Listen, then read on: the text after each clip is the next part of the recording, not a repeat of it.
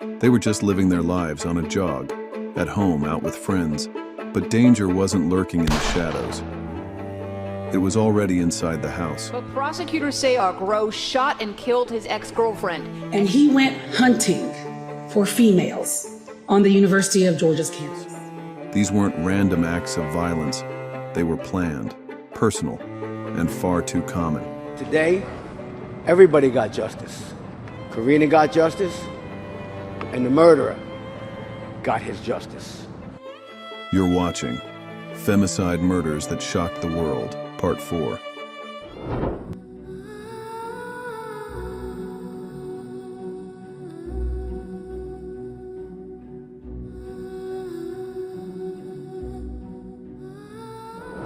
What happens when a peaceful morning jog on a college trail turns into a nightmare? That was the day 22-year-old nursing student Laken Riley never returned. It began like any other February morning at the University of Georgia. Sunlight filtering through pine trees, birds chirping, her Garmin ticking away. Laken texted her mom, about to go for a run. She was last seen on trail cameras shortly after 9 a.m. When she didn't return, friends quickly sounded the alarm, and a frantic search began. Hours later, her body was found behind Lake Herrick, her life stolen by brutal violence. On February 22nd, 2024, at approximately 12:07 p.m., the University of Georgia Police Department received a call from an individual concerned for a friend who had gone jogging at the intramural fields. The man arrested was Jose Antonio Ibarra, a 26-year-old Venezuelan national who entered the U.S. illegally and had prior arrests.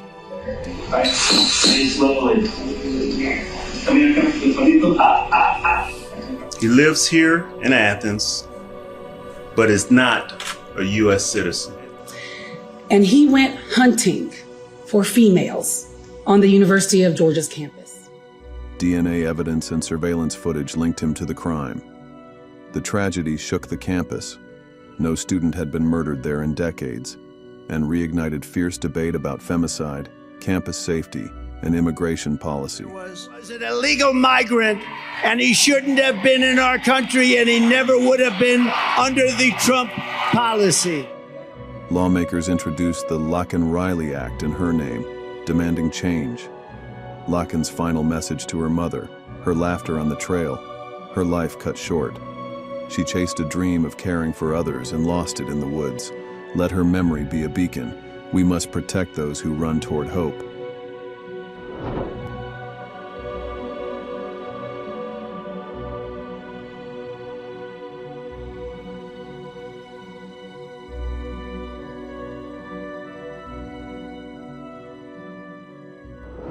On a quiet September morning in 2021, Clarinda van den Berselaar walked through a cul-de-sac in Den Bosch with her baby in a stroller, heading to visit her parents. It was a familiar route. She'd made it countless times before. But this time, her ex-partner was waiting. Moments after she told him by message that the relationship was truly over, he ambushed her, stabbing her more than 30 times in broad daylight, just steps from her parents' front door. Clarinda collapsed in a pool of blood. Her baby survived. She didn't. Clarinda wasn't a stranger to danger. She had once called her mother in a panic. Trapped, skeletal, scared.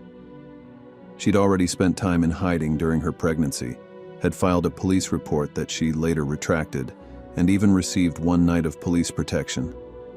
She had tried, desperately, to build safety, to fix things, to believe it would get better. It didn't. Her killer, Jeffrey, was the first man she brought home. At first, he seemed stable, kind, hopeful, but behind closed doors, the control tightened. After their daughter was born, family visits were limited. Clarinda withered under pressure until she tried to break free.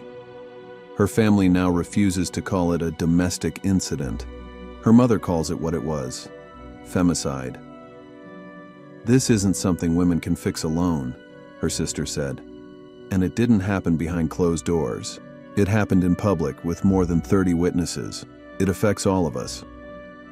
In 2023, Jeffrey was sentenced to 14 years in prison and mandatory psychiatric detention. But the question remains, why wasn't Clarinda protected? Clarinda was a mother, a criminologist, and a child welfare investigator. She knew the system. She used every tool it gave her. It still wasn't enough.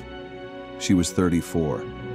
Her sister Anne-Marie says, "We can't do anything for her anymore, but if we can change how people see these cases, then her death won't be in vain."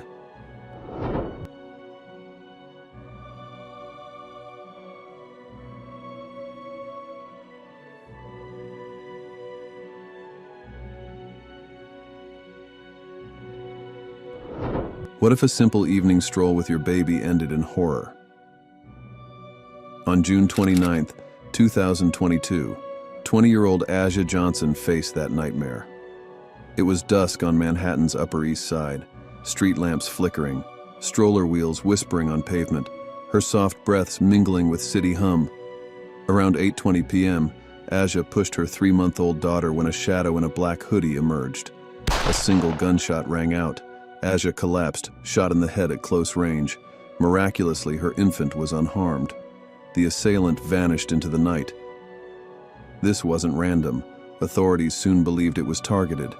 Within the hour, police confirming to us the charges that the baby's father tonight is facing, they include murder. Texts revealed Aja had arranged to meet her ex, the baby's father, hoping to bridge a broken bond.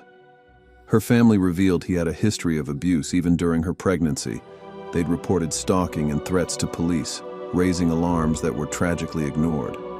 Within days, police arrested 22-year-old Isaac Argro, charging him with murder and illegal weapon possession. He was the baby's father, a man once trusted, now the prime suspect. But prosecutors say Argro shot and killed his ex-girlfriend, execution style, on Wednesday night. I'm back and forth with denial and anger, a lot of anger. I'm hoping to get to the acceptance point because I really don't feel this is real in a sense, but my whole family feels the same way. But we're strong. Aja dreamed of becoming a pediatric nurse, a future built on healing others stolen by someone who should have protected her.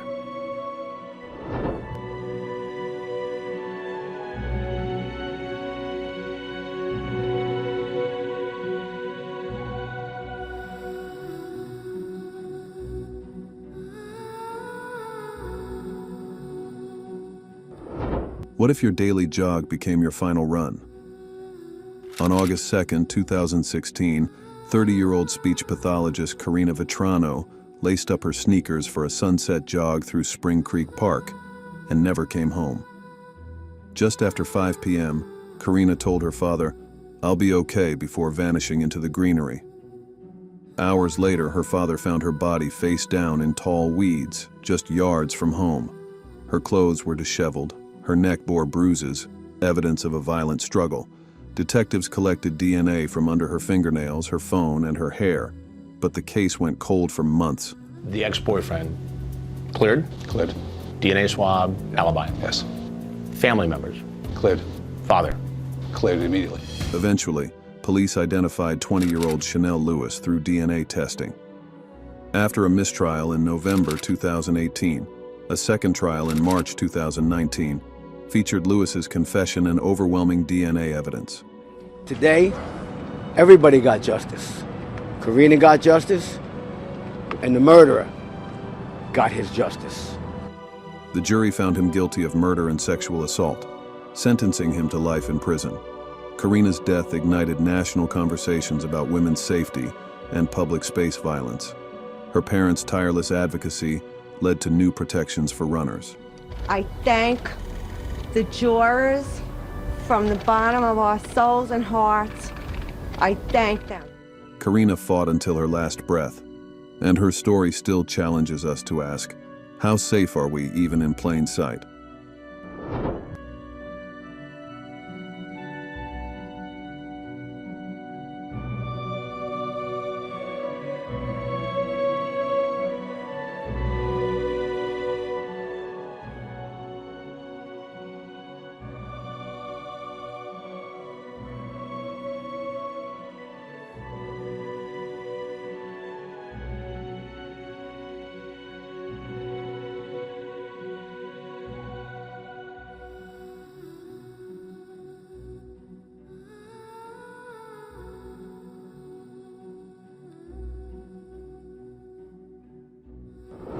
What if the man you once welcomed into your home returned as a killer? On July 9th, 2024, that unthinkable nightmare became real for the Hunt family. In the quiet town of Bushey, Hertfordshire, a normal afternoon turned to terror when Kyle Clifford, an ex-boyfriend of one of the daughters, arrived at their door armed with a crossbow. Inside the family home on Ashland Close, he murdered Carol Hunt, wife of BBC commentator John Hunt, and their two daughters, Louise and Hannah, in a brutal, targeted attack. A place of safety became the site of a massacre. That 3 women from the same family were killed in this way, allegedly with the use of a crossbow, that they were the daughters and wife of the BBC sports commentator John Hunt. It was Hannah, just 28, who managed to make a final emergency call, a desperate act of courage that triggered a rapid police response and national manhunt. But by the time officers arrived, all 3 women were gone. Police were called to a property in Ashland Close just before 7 p.m. last night. Officers attended alongside colleagues from the East of England Ambulance Service and, on arrival, found 3 women with serious injuries. Sadly, despite their best efforts, the women, who are believed to be related, died a short time later at the scene. Clifford fled the scene and was later found seriously injured in a cemetery in Enfield, North London. Police arrested him and confirmed they were not seeking anyone else in connection with the killings. The case shocked the country, not just for its cruelty, but for the weapon used. Crossbows, still legal in the UK without a license, became the center of a growing public outcry. Lawmakers and women's safety advocates called for urgent reform, questioning how such a weapon could be owned with no oversight. But at the heart of this tragedy is the deeper crisis of gender-based violence. Carol, Louise, and Hannah were murdered by a man once trusted, and like too many cases before it, this wasn't random, it was personal. In the days that followed, vigils were held, tributes poured in, and behind every headline was a grieving father, a devastated community, and 3 lives cut short by a preventable act of control and rage. Let their story be a turning point, not just in how we regulate weapons, but in how we protect women. Hannah's final call deserves to be heard, not just as a cry for help, but as a call for change. Their names made headlines, but their screams were ignored long before that. These stories aren't just tragic, they're infuriating. Why weren't they protected? Why does this keep happening? Let's talk about it in the comments. Let's say their names. Let's not let them be forgotten. If this video moved you, please like, comment, and subscribe. We have more stories that need to be heard. Thank you for watching.